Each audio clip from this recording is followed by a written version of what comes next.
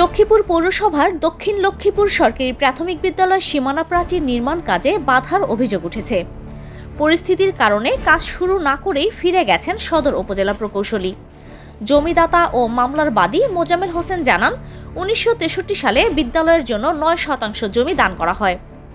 দলিল অনুযায়ী বিদ্যালয় দীর্ঘদিন ধরে জমি ভোগ দখল করে আসছে।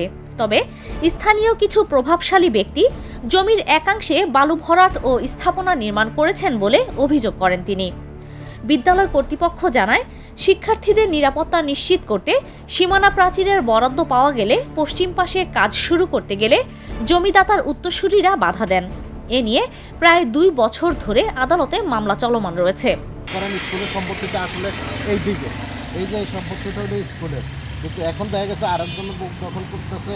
এরা এই সম্পত্তিটা বিক্রি করার জন্য এখান দিয়ে বাউন্ডারি ওল্টা করে দিতে পারলে জমিটা বিক্রি করতে পারে। এবং মনে করেন স্কুলের প্রধান শিক্ষক আমার কাছে আলাপ করছিল যে তারা জমিটা মাপা। আমি তো যে ঠিক আছে, আপনারা জমিটা মাপেন, আগে স্কুলের সম্পত্তিটা কতটুকু। আপনাদের দলিলে সম্পত্তি আছে ৯%, কিন্তু আপনারা আমার 10% সহকারে 19% মুখ দখল করতেছেন। তাহলে আপনাদের সম্পত্তিটা কতটুকু আপনি মাফেন, আগে নকশা ধরে এরপরে সিদ্ধান্ত করবো। আমি কি আপনাকে 1 ইঞ্চি ছাড় দিতে পারি না? আমার কি করতে হবে, যেহেতু আমাদের এই পাশে এই যে একটা বাড়ি, ওই পাশেও আমাদের বাড়ি। প্রধান শিক্ষক নুরনাহার বলেন, প্রকৌশলী ঘটনাস্থলে এসে বাধার কারণে ফিরে গেছেন। সদর উপজেলা প্রকৌশলী কামরুল ইসলাম জানান, মামলা থাকায় আপাতত কাজ স্থগিত রাখা হয়েছে। সদর উপজেলা নির্বাহী কর্মকর্তা ক্যাথোয়াইপ্রু মার্মা বলেন, ২ পক্ষকে ডেকে শুনানির পর প্রয়োজনীয় ব্যবস্থা নেওয়া হবে।